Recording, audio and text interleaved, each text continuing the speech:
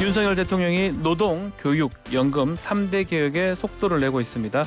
이틀 전 청년들과의 간담회 자리에서도 노동개혁 성공할 수 있게 도와달라 당부를 했습니다. 간담회에 직접 참석했던 분에게 관련 내용 자세하게 들어보겠습니다. 장해찬 청년재단 이사장 스튜디오 직접 나오셨습니다. 안녕하십니까? 안녕하세요. 장해찬입니다. 네, 오랜만에 스튜디오에서 뵙습니다. 네. 지난 20일 날 청년 200명이 모인 자리에서 대통령하고 청년들 그 3대 개혁 주제 대화를 많이 나눴는데 네, 그 네. 자리에 우리 이사장님 계셨던 거네요. 예, 저도 뭐 대통령실과 함께 이 네. 행사 준비하는데 조금 기여를 했고요. 아, 행사 준비도 같이 하셨고. 그리고 예. 이제 청년들이 함께 자유를 지키기 위해 연대하겠다는 내용의 선언문도 제가 발표를 했어요. 네. 이 대통령님 앞에서 청년들을 대표해서. 아하, 예. 근데 이 자리 자체가 사실은 지금 윤석열 대통령님이 이야기하는 3대 개혁이 전부 다 미래 세대 이슈거든요.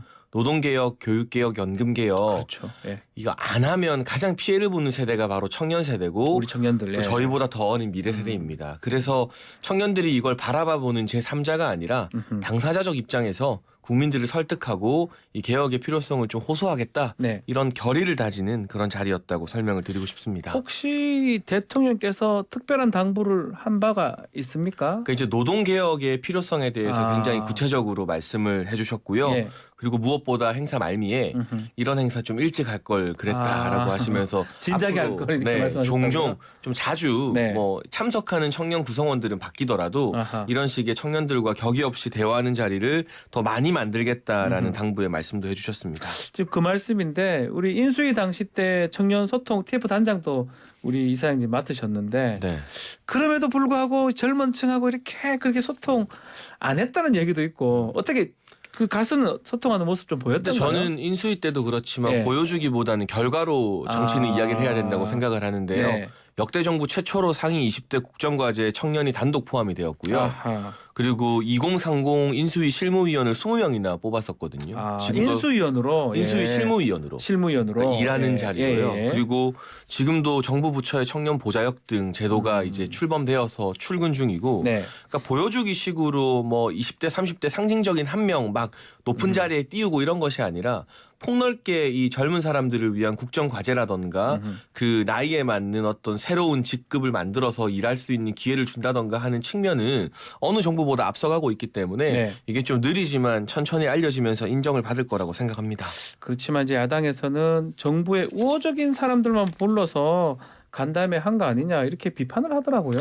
근데 모든 일에 좀 순서가 있잖아요. 예. 우선 정부의 이 개혁 기조에 동감하는 청년들이 모여서 같이 공감대를 형성하는 그런 단계가 필요했던 것 같고요. 예. 이 이후에 이제 저희가 뭐 민주당의 청년 단체들이나 네. 또는 진보 성향의 청년 시민 단체들과 격렬하게 토론도 하고 또 뉴스킹에서도 불러주시면 좋을 것 같은데 예. 이 설득하고 공감하는 작업을 할 수 있는데 뭐 대통령께서도 이 국민의힘의 원외 당협위원장들 오찬 같은 것도 하시는데 네. 그 자리에 민주당 당협위원장 왜 안 불렀느냐라는 거랑 마찬가지 그러네요. 좀 지엽적인 비판인 것 같고 네. 기본적으로 노동개혁하려면 이제 민주노총의 기득권을 깨부수는 게 필요하다라는 공감대가 필요한데 네. 진보 성향 시민단체나 민주당 청년들이나 사실상 민주노총 하위 조직이나 다름없지 않습니까?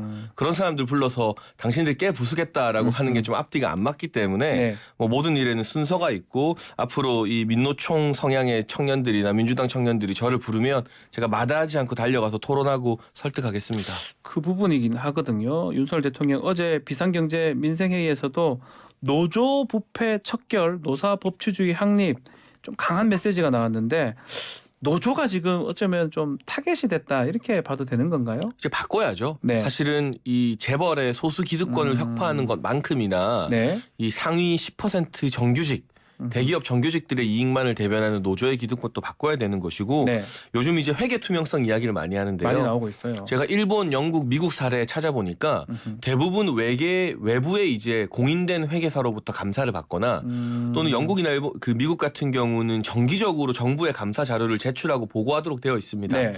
근데 이제 대한민국 노조 같은 경우는 양대 노조 모두가 정부로부터 지원은 받고 막대한 회비는 받는데 공인된 회계 감사 시스템을 따르지 않는다는 등 사실은 선진국 기준에 비교해 봤을 때 그동안 말이 안 되는 특혜를 누려왔던 것이기 때문에 이건 노조를 타겟으로 잡았다기보다는 비정상을 정상화시키는 과정이다라고 좀 표현하고 싶습니다.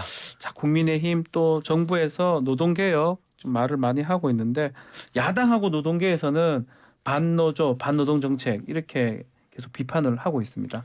그 사실 문재인 정부 5년을 네. 민노총 정부 5년이다라고 말해도 과언이 아닐 것 그 정도로 같은데요. 표현할 수 있다는 거죠. 그런데 이번에 화물연대 파업에서 윤석열 정부가 보여줬던 원칙 있는 대응에 네. 많은 국민들이 좀 힘을 모아 주셨잖아요. 그 이후로 지지율도 다시 좀 상승 국면에 네. 접어들었고, 그러니까 우리 국민들이 바라봤을 때 물론 지금 정부도 국민 여러분께 실망 끼쳐드린 점이 있고 더 잘해야 되는 점이 분명히 있지만 이 민노총으로 대변되는 노동 기득권 문제만 좀 잘 정리해도 원칙 있는 기준을 잘 잡아도 네. 박수 보낼 수 있다라는 범국민적 정서가 좀 확립된 것 같아요. 아하. 이걸 놓치고 과거 이제 86 정치인들이 30년 전에 막 어디 공장 들어가서 가짜로 위장했다가 노조 조직하고 하는 그 정신 세계와 그 세계관으로 정치를 한다면 이 2022년 국민들의 외면을 받을 수밖에 없다고 생각합니다. 알겠습니다. 자, 국민의힘 상황도 질문을 드려보겠습니다.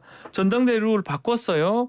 지금 당원 투표 100%로 변경을 했는데 당 안팎에서 우려의 목소리는 있는 것 같은데 이사장님은 이 부분 어떻게 보십니까? 일단 뭐 장단점이 있겠죠. 예. 근데 저는 정당 정치를 확립해가는 과정에서 이 국민의힘도 그렇고 민주당도 그렇고 우리 양당이 당원들에게 그동안 뭘 해줬나 네. 하는 좀 본질적인 고민까지 닿아야 된다고 생각을 해요. 책임 당비는 매달 내는데 당원들의 어떤 의사결정 이 뜻이 전당대회든 여러 당내 의사결정에서 제대로 반영이 안 되고 있거든요. 그렇죠. 뭐 기존 여론조사를 반영하는 경우 비율에 따라 조금씩 다르겠지만 당원 수천 명의 표가 여론조사 전화 한 통 받은 사람의 응답과 거의 동일한 가치로 매겨졌었어요. 이런 부분은 민주당에서도 지적이 많이 나왔었기 때문에 정당 정치에서 당원 중심주의를 채택하는 과정이다라는 네. 생각을 하고 이 당원 100%로 뽑힌 지도부가 민심에 맞는 정책이나 메시지 내지 않으면 총선 전이라도 국민들로부터 외면받으면 아하. 어떤 지도부도 성립할 수가 없습니다. 네. 이재명 대표 뽑혔지만 사법 리스크로 흔들리니까 지금 이 리더십이 붕괴되고 있잖아요. 그렇기 때문에 당원 100%든 뭐 9대 1이든 7대 3이든 뽑힌 지도부가 민심을 안 들을 거라고 예단하는 것 이건 좀 무리가 있고요. 이 국민의힘의 전대 개정에 대해서 목소리를 내는 분들의 공통점이 있습니다. 어떤 게 있죠? 윤석열 정부 안 되기를 바라는 분들이에요. 그러니까 민주당 정치인들과 민주당으로부터 지지를 받는 국민의힘의 소수 정치인들이 다 같이 이 한 목소리를 내고 있는데 네. 이분들이 과연 윤석열 정부 잘 되기를 바라서 이 이야기를 하는 것인지 아하. 아니면 어떻게든 당정 관계가 흔들려서 과거 사실 이 정부 초기에 여러 어려움이 있지 않았습니까? 네. 그 모양을 좀 재현하고 싶은 속내가 숨어 있는 것은 아닌지 제가 오히려 묻고 싶습니다. 우리 이사장님이 보실 때는 그렇게 뭐 당원 100% 한다 해가지고 민심이 배제된다 이래 보기는 어렵다는 거네요. 그리고 바로 이제 연결하기는 어렵다는 당원들이 겁니까? 거의 100만 가까이 늘어났고요. 네. 책임 당원들이 제가 데이터를 한번 보니까 예. 뭐 세대별 비율이나 또 지역별 비율 같은 경우도 과거에 비해서 훨씬 더 편차가 줄어들었어요. 전국 정당답게. 민심에 가깝다 이 말씀입니까? 그러니까 거의? 그 분포가 고루 퍼져 있는 거죠. 여론조사 같은 경우도 사실은 골고루 퍼져 있는 통계에 기반해서 전화를 돌리는 거잖아요. 네. 그런데 우리 당원들이 지도부를 보고 승복할 때 아니 내가 열심히 모바일 사이트 들어가서 투표하는 거 몇천 표 끌어모아야 당에 애정도 없고 관심도 없는 사람이 어쩌다 운 좋게 전화 한 통 받는 거랑 똑같다? 이거에 대해서 고개 가로젓는 분들이 많아서 이게 네. 국민께 뭐 후보를 내는 공직선거 선출이 아니기 때문에 당의 운명은 우리 당원들이 결정하자라는 논지가 조금 더 힘을 받고 있는 것 같습니다.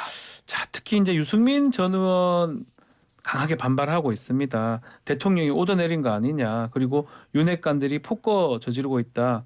이렇게 발언들을 좀 이어가고 있는데 이 발언들 어떻게 들으셨을까요? 아니 유승민 전 의원이 오더 내리니까 소위 말하는 바른정당 출신의 친 유승민계 의원들이나 그 유승민 의원 따라다니는 뭐이 당을 대변 안 하고 자기들 정치만 하는 젊은 대변인들이나 우르르 SNS에다 대고 정부 비판하고 당 비판하는 거 아닌가요? 네, 그렇습니까? 그 오더의 배후에 오히려 유승민 전 의원이 있는 거 아닌가 묻고 싶고 네. 유승민 전 의원은 최근 윤석열 대통령과 정부 지지율이 올라가는 거 좋아할까요? 싫어할까요?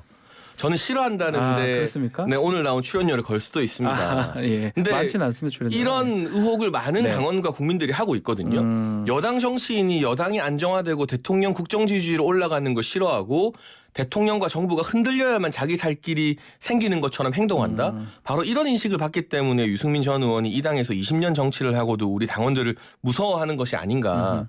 뭐 물론 일정 룰 개정이 본인에게 유리한 방향일 수도 불리한 방향일 수도 그렇소. 있는데요. 예.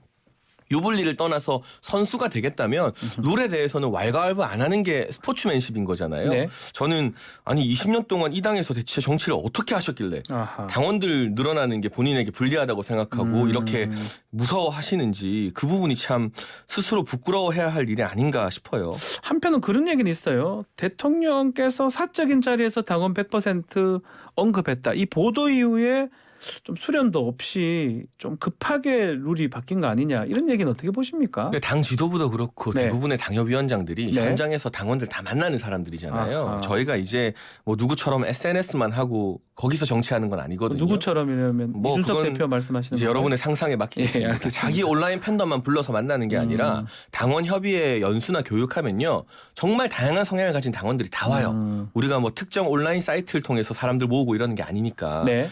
근데 그 자리에서 이 같은 지금 뭐 당심 100%라기보다는 다음 지도부가 윤석열 정부와 호흡을 맞추고 정부를 잘 도와주는 지도부가 되어야 한다는 대의에 네. 동의하는 당원들이 많지 않다면 이거 당협위원장들이든 국회의원들이든 지역구 당원들 민심 당심 무서워서 함부로 막 못 바꿉니다. 못할 것이다. 충분히 그런 현장에서의 어떤 여론 아하. 그리고 워낙 정부 초기에 부침을 많이 겪었기 때문에 다음번 지도부도 또 자기 정치한다고 뭐 소위 말하는 이 2인자 놀이, 뭐 실세 놀이 이런 거 하는 이상한 지도부가 들어서면 절대 안 된다. 네. 정부와 혼연일체가 되어서 이 정부를 성공시키는데 사활을 걸 각오가 돼 있는 지도부가 돼야 한다라는 수많은 당원들의 총의가 모였기 때문에 당내에 여러 가지 기구나 당원들 모임이 있습니다만 특별한 반발이나 이런 것들이 많이 불거지지 않고 유독 정부 잘 안 되길 바라는 유승민 전 의원이랑 친한 분들 몇 명만 반대하는 이런 그렇습니까? 상황에서 예. 이게 개정되고 있는 것 같아요.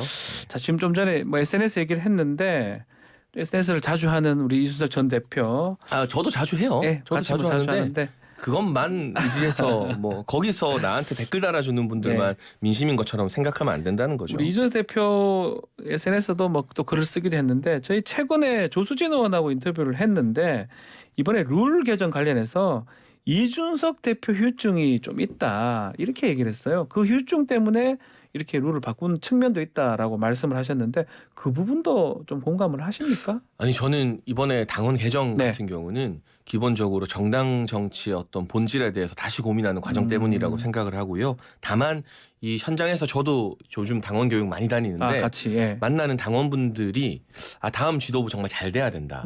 이게 자기 정치를 노리고 정부 지지율이 떨어져야만 사는 사람들이 있어요. 네. 그리고 유독 이 MBC 같은 방송에 나가서 유승민 전 의원 오늘도 인터뷰 하시는데 네. 그런 데서만 찾아주는 국민의힘 정치인들이 있거든요. 아 그렇습니까? 네, 꼭 정부 비판하라고 판을 깔아주는 데만 가서 신나게 활동하는 정치인들이 지도부가 되면 당정 관계가 어떻게 되겠습니까? 우리는 그 뜨거운 맛을 한번 봤기 때문에 정말 이 자기의 사리사욕을 내려놓고 정부가 잘 돼야 당도 잘 되고 나도 잘 된다라는 기조를 가진 지도부 뽑아라. 이런 당심은 확실한 것 같아요. 다만 그런 것들이 이번 당원 개정의 직접적인 원인이라고 보지는 않고요. 그건 당 전반에 깔린 정서라고 생각을 합니다. 그 이준석 전 대표가 오늘 고려대학교에서 청년들 대상으로 공개 강연을 할 예정이라고 하는데 정치 활동도 다시 재개하는 거 아니냐 이런 얘기가 있습니다. 만약에 그렇게 된다면 당이 좀 혼란스러워질 수 있는 거 아닙니까? 근데 당을 혼란스럽게 만들면 만들수록 잠시 잠깐 언론의 관심은 또 받겠지만 네. 정치인 이준석의 이 잠재력이랄까요? 남은 일말의 기대마저도 없어지게 되는 거죠. 저는 그런 어리석은 선택을 안 하실 거라 믿고 좀 네. 바라기도 하고요. 지금 상황에서 이 전 대표가 여러 가지 본인과 관련된 수사나 이런 것들을 준비하면서 내셔야 될 말은 과거와 다른 모습, 화합하는 모습, 본인의 어떤 손해를 감수하면서까지 당 대표를 역임했던 지도자로서 네. 그럼에도 불구하고 우리가 하나가 되어야 한다는 그런 통합의 메시지를 내셔야 되는데 과연 이 국민과 당원들이 기대하는 변화된 모습을 보여줄지 아니면 우리가 1년 내내 봐왔던 그 이준석의 모습일지 만약 후자의 경우라면 기대감은 실망으로 많이 바뀔 거라고 생각합니다. 알겠습니다. 우리 장혜찬 이사장님 혹시 이번 전당대회 관련해서 뭔가 출마 이렇게 권유받거나 고민하고 있는 부분이 있을까요? 뭐 주위에서 많이 권유를 해주시는데요. 당대표요? 아니요. 그런 권유는 하더라도 멀리하고 있고요. 당대표는 조금 그렇고 네, 그러면 네. 뭐 뭡니까? 최고위원입니까? 뭐 최고위원이나 청년 최고위원 권유하시는 분들은 청년 많은데 최고위원요. 예. 어쨌든 당 대표 못지않게 다른 지도부도 중요하지 않겠습니까? 네. 지금 민주당의 장경태 의원이 최고위원 돼서 얼마나 많은 해당 행위를 하고 있어요. 그러니까 참 좋은 사람들이 네. 최고 지도부가 되어야 하는데 거기에 대해서 이 정부를 위해서 헌신하지 않았던 사람들, 자기 기회주의적 어떤 출세만 노리는 사람들이 되는 것은 막아야 되지 않겠느냐라는 요청이 있어서 계속 고민하고 있는 상태입니다.